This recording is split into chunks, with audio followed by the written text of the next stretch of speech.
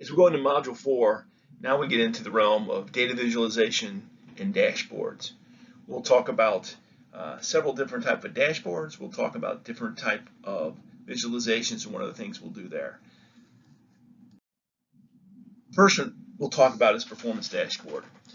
One of the fundamental challenges of any dashboard creation is to make sure that you're displaying all the requirements for your dashboard on a single screen. Even though there can be multiple dashboards and drill throughs and drill downs, the key here is to be able to put that entire dashboard on one screen so it's easy to see. We're going to talk about the 3 layers of information you should see on dashboards, from monitoring, your analysis, and management.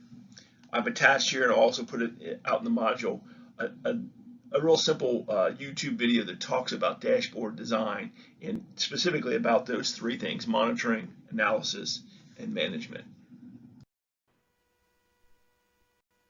All right, KPIs. So these are best practices, and these aren't always going to be the case because it's not going to. So these are nice. For lack of a better word, these are academic things to say. You want to have your key performance indicators to industry standards, but you don't always necessarily want your KPIs to look at it. We don't, at Kroger, we don't care. I should say that's not true. When we set our own, so we set our forecast, we might look at industry standards, but when we do our dashboards, we're not going to say, hey, it takes Walmart an average of 1 minute to check out. We want to be at 45 seconds. We don't do that. So we might say our forecast is 45 seconds, but we're not going to put on our dashboard the industry standards. You're going to do that with your own internal goals or measures that you want to put on there. So don't worry too much about that. The one thing you do want to do is you want to make sure that the context of the data or the metrics, so you know what it is, so that however you put it, you don't want to see the number 45 and not know what the number 45 means. It should be very obvious to you that that's 45-second wait time, or that's 45 items in the basket, whatever it is you want to look at. You shouldn't be trying to figure out what that means. So you need to make sure that's displayed in a way that you understand what that means. It kind of goes back to what we said in the slide before, that you want to see a dashboard that people have to understand the area you're working on, but they don't have to be trained in how to use it.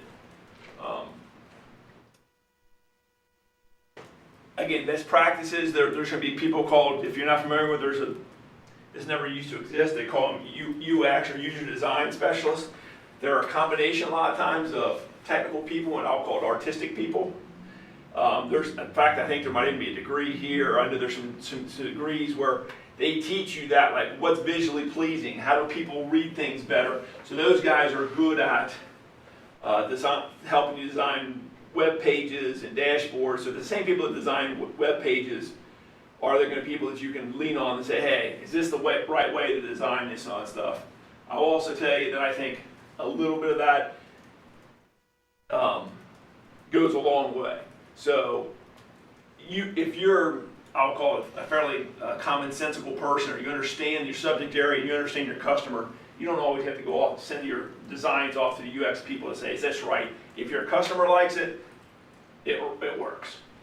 Now, again, if you're doing it what you're doing is you're putting it out to the masses and your customer is John and Jane Q Public, different story. You definitely want to have someone who is an expert in it. But if you're doing a dashboard for the finance department and you're working with the finance department to figure out what they want, you don't really have to go to the UX department to figure out how that's designed.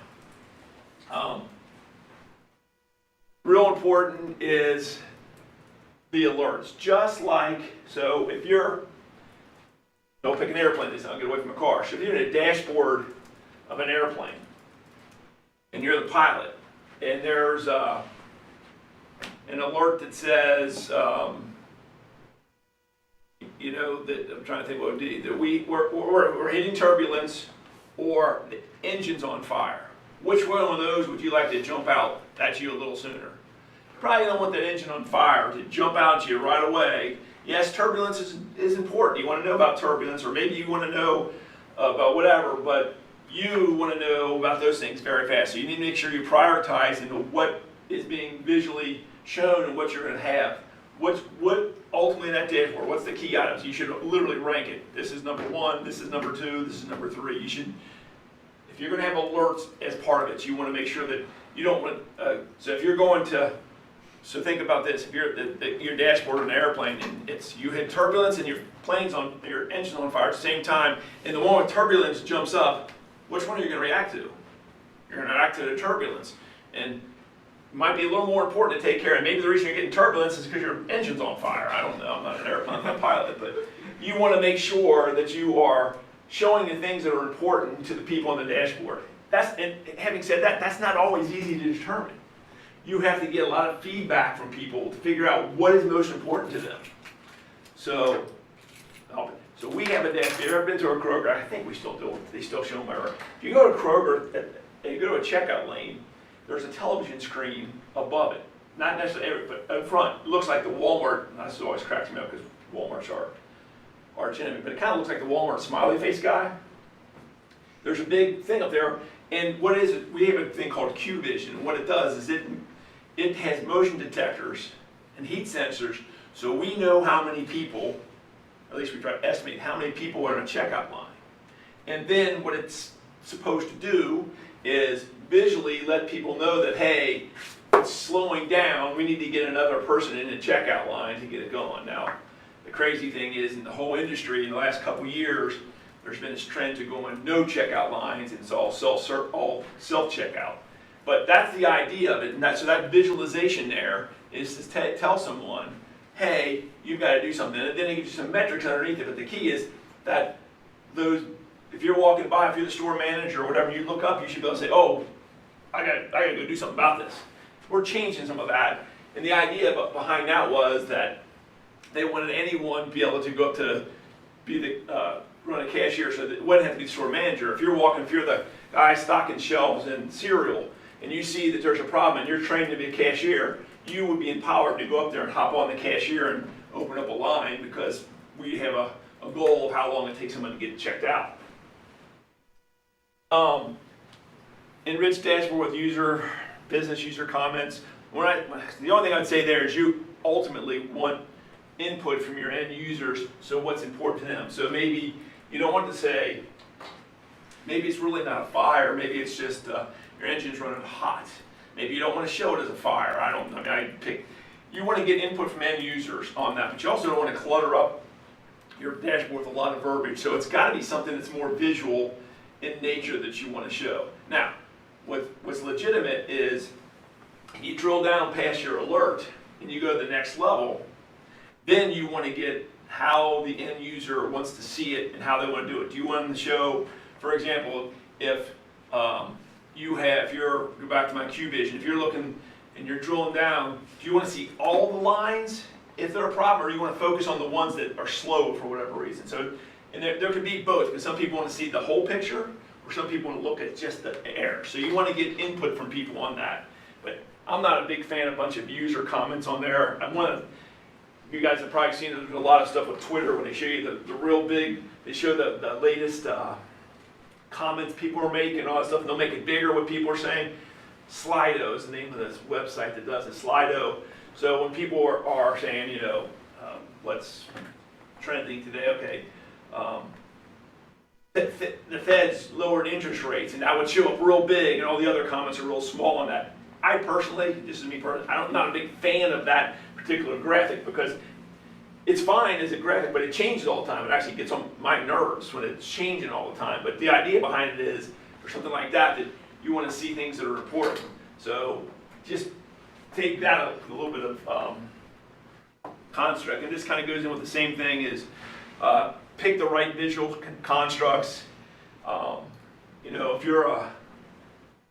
you got to be sensitive. If you're let's say you're a hospital, you don't want to have smiley faces and frowny faces if you're trying to show something at a hospital, which may not be a good place to have frowny faces, for example. You might want to show that or whatever. So you just got to be careful with that. Some people get cute with their visualizations. Again, it's one thing to be doing it, sit in a room as you're doing it, that's funny, hey, I like that. But then if you're going to have a different audience looking at that, just make sure you're putting yourself in their context when you do that kind of Some of those people, some of those visuals are very, very popular. Some of them are not so much popular. You know, it's just like emojis. I hate to say it, but that's the best thing. So some emojis are funny, and they're funny within you and your friends share it. If you share that out to a lot of people, some of them aren't so funny. Maybe they're not in good taste, and you need to be careful. Same thing with visual constructs. And then the idea is here is you want to guide people down to what you want to have them look at. And I'm going to skip over this particular videos, yes. So again, kind of almost a summary is focus on the graphics, get it visually so it's appealing. When I say allow customization, you want to do this in a tool or in a way that you can easily manipulate. You don't want this to be code-based. You don't want to write a Java dashboard. People do it. People do it all the time, and you can do it. You can go out and pull visualizations, you use Java, but boy, those, and they may even be better looking or great looking for the application or for the dashboard looking at, but boy, I'm going to tell you right now, you will regret it, because maintenance is where it gets you. It's a lot easier to go drag in Power BI or Tableau and pull a new visualization in and slide it over, or even download it from one of the visualization sites than it is to go try to code that stuff. You will regret doing that, so make sure you don't. The customization is something you can do. And again, reiterate, keep it on one page and keep the data, I want to say real time. Again, that's all in context. We're not saying that the data on the dashboard has to be a live feed or streaming data. It's just got to be in context with the data. You don't want to show, you know, if you're the Weather Channel, so the Weather Channel has a dashboard out there that shows the weather. If it's showing yesterday's data or last week's weather, it's probably not interesting to people. Okay, you're probably not going to have a lot of people come back and visit. So make sure what you're showing is. Nothing tells me that. So remember back to where their things tell me you should always put. There's nothing on it that says the key performance indicator. So they aren't showing the industry standard. Now what they might do is if that goes to 5 days, that might change color. It might get bigger. That might be where you do that. But so those are some of the things you want to work out and how you use the dashboard. And again, recognize here that data from 2003 to 2008, even though I think this is the 2014, might be some value, but it's also going to be data. So do you know, does anybody care how many points they scored in the NBA in 1990? Probably not, because it's a different game than it is now. So you want to make sure the data you're comparing to is also relevant to what you're doing as a dashboard. All right, the next big topic we'll get into is the whole business performance management, or the BPM. And the reason I the reason I don't always call it BPM is because, as you can see in the second bullet there, is it's not called BPM by everybody. In fact, it's not uncommon for companies to have this defined themselves. The big guys that you will see are Gartner, as I've mentioned before, Oracle, and SAP. So Oracle, SAP, and Microsoft are the three biggest software companies now. IBM might be close in there, but those are basically the three biggest for true application software. They each have their own take on this, and they call it. Ultimately, it's almost the same thing. So it allows you to have a dashboard or a performance management screen or application, whatever you want to call it, to react to. As you can see, they call it corporate performance management at Gartner. SAP calls it EPM. In fact, it is so ingrained in Oracle that their actual people call their product EPM all the time. Oh, that's the EPM product. Because that's what it does, and because that's the screen a lot of people look at, is that they're all talking about the same thing. It's just dashboard / applications that allows you to both visually, but also be able to get into the details you need to see to figure out why certain things are happening. And so BPM is the official term that like the TDWI and other people call it, but it's not by any stretch of imagination across the board, especially across industries. You're not gonna, if you ask people, what's your BPM score, they're gonna, They're not going to know what the hell they're talking about. You're not even know what it is. So don't. And a lot of companies have their own version of this. They may not use the default Oracle or SAP. They might have their own little version of this, and they may call it something else. It might be called the scorecard. It might be called the flash report. It might be called the pulse. There's all kind of things they would call it. In fact, what we do is we have a weekly one. It's basically this. We call it the pulse. It's nothing more than the pulse of the company. How are we doing with hiring people? How are we doing with selling stuff? How are we doing with where? So it's called the pulse. Now, by the way, it violates to the nth degree the keep on one page rule. We have like 5 pages of the pulse, which is stupid, but that's another story. But the BPM is more than just a dashboard, by the way. It's and we're going to talk about the whole cycle of it. So the idea of it is you're going to have a process or a series of processes that shows you how you're doing as a performance, and then allows you these 3 key components. So you're going to have, when they call it closed loop, it's going to be visualize it. So discover the problem is another way to put it. Discover the problem, work on the problem, suggest a thing, discover the problem. So it's continue a loop. So you're going to have, and one of the things I kind of mentioned there is you want to make sure you have a good way to measure if you're fixing things. You want to make sure that whatever you're doing allows you to monitor it so that you're doing well. If you can't monitor, you may have heard, if you can't measure it, it's not important. So if another way people will tell you is if you can't count it, if you can't roll it up, no one cares about it. That's a little extreme, but that's the idea, is that you're going to have, for this type of stuff, you want to have something that you can monitor to make sure it's still good. Now, that measurement may not be a pure number. It might be customer satisfaction surveys. It might be return visits from your clients. So those are the things. It may not just be pure dollars and cents. And again, one of the keys is you want to have things that allows them to define what their strategic goals are and manage that against those goals. And then the last thing, as I mentioned, you want to have the methods and the tools to monitor whatever your KPI is, your key indicators. And that, if your KPIs, so this is amazingly, people will create KPIs, which again, to remind you, is key performance indicators, or they'll create their enterprise KPIs, and they're not aligned with their business strategy as the company. So if you're Amazon and your thing is ship anything, anywhere, anytime, okay, that's kind of what Amazon is, and that's what they do. If their KPI, and I don't think it is, by the way, but if their KPI is how much, one of the things is how much money do we make per shipment? What's the margin per shipment? And that's what they're measuring. That doesn't align with what their corporate goals. Now, either their corporate goals is not stating correctly, or they're not measuring the right things. Kroger does this all the time. So, we're customer focused, we're all these things, yet we have all these things out there that talk about, so an example there is, sales drives just about every retail or any kind of exchange business that you care about sales. But the things you should measure is not sales. The things you should measure are those things that drive sales. If you're measuring sales, you're too late. That's already happening. Yes, you care what sales are, but you might want to care about how many people are coming back to Kroger's week to week. How much money are they spending per visit?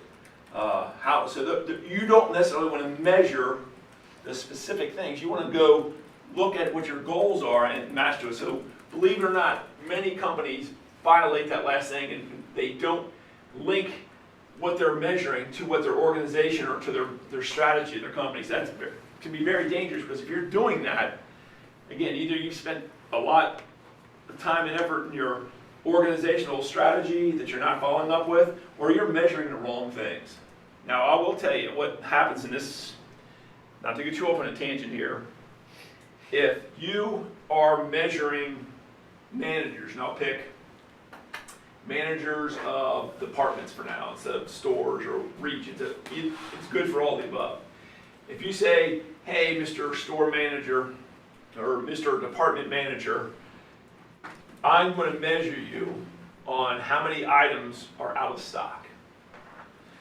So one of the measurements to your compensation, so let's say there's a $500 bonus at every 2 weeks. And if you get 100%, you get all $500. If you have more than 10, we start taking, then it drops to 450 and drops down. People will absolutely work to that measure. Now, the overall goal is not for the guy in household goods to make sure that we have every roll of toilet paper on the shelf. If there's toilet paper on the shelf, that's the key indicator. But let me tell you, if that guy's being measured, his bonus is based on that, and you can damn well bet he's going to manage to that. So you got to be careful that you don't set up a situation where people are managing to the number versus managing to the goal, and that happens a lot. Where people, so I use the analogies there. That's the exact thing. Kroger's is a big thing that we believe that the less we have out of stock on the shelves, the more success we'll have with customers and coming back and not being frustrated. But they measured store managers, so all they cared about was the number. So guess what was happening? We had stuff on the shelf, but it wasn't necessarily the right stuff. It wasn't necessarily organized properly. It wasn't necessarily where it was supposed to be because we weren't measuring those things. We were just measuring, hey, were you out of stock on toilet paper? Nope, good to go. Well, that's great, but you didn't have any of it in the right place, and you had the big bulk packs up there instead of the smaller size, and so we're selling less of it, and that may be the reason why it was in stock. So but those guys were getting the bonuses, and people will find a way to make their bonus. They will do whatever they can to do it. That's one thing that, at least in a capitalistic society, people find a way to try to improve their thing. So be careful what you measure because people will react to that measurement. And that's why that is a little bit of a stray off of here, but that's one of the things you be careful with. If you're scoring the wrong thing or measuring the wrong things, you may get the wrong outcome that you did not anticipate. Law of unintended consequences. And here's the idea of that whole loop and kind of visualize it. So you have how am I going to do it? Here's what I want to do. Here's my mission, my goals. Here's all the planning and forecasting. But then this is where the dashboard come in. You're going to monitor and analyze it. And then based on your results, you're going to act and adjust. But then it goes right back into the, now I'm going to change my strategy or I'm going to adjust it. That's what they mean by a closed loop process. You're not going to just monitor and analyze it and not do anything about it. If you don't do something about it, that's a waste of everybody's time. So, and again, each one of those can be different for different companies and for different business processes, but that's the idea of the closed loop process when you're trying to optimize business. Now as we strategize, we ask the question, where do we want to go? And these are common tasks that you would go through in the process of trying to do that very thing. First thing and very important is you have to conduct a where you are now, a current situation analysis. What's the reality of where you are? This is something sometimes it can be very eye-opening to a company or to an organization when they realize where they actually stand. And so you have to know where you are before you can move forward. You need to determine what your planning horizon is. Are we going to do this over the next quarter, the next half year, or is this a 3-year plan? Very critical. You have a different set of priorities you might have, or a different set of goals you might want to get to based on that horizon. You want to conduct an environment scan to find out what's feasible, what can we bring into our organization, what can we change, what's too much for us to take, how much is too much change. Identify what makes it successful. What will it be? Is it increased sales, better turnover rates, better margin, whatever it is? Identify what you're trying to do, because if you don't identify what success is, you'll never know if you achieved it. You also want to do a gap analysis. What are the things you don't have? What's the information you don't have today? What are the processes you don't have today to make this be a possibility? And then you want to create a vision. And again, sometimes this is an overused word, but that strategic vision tells everyone in the organization where you want to go, why it's important that you go there, and then how do you go about doing it. Then you're going to develop that detailed business strategy of how to go ahead and make that process happen. And then you're going to lay out the strategic objectives and goals. And one of the big ones going up now are they called OKR, objectives and key results. What are objectives we're trying to achieve, and how will we know we achieved it? What results will we have achieved to know that we've reached our objective? This will be the end of the first part of the lecture for Module 4. The second part will get more into the detail about the strategies we just talked about and how we implement those and make them part of our processes in our organization.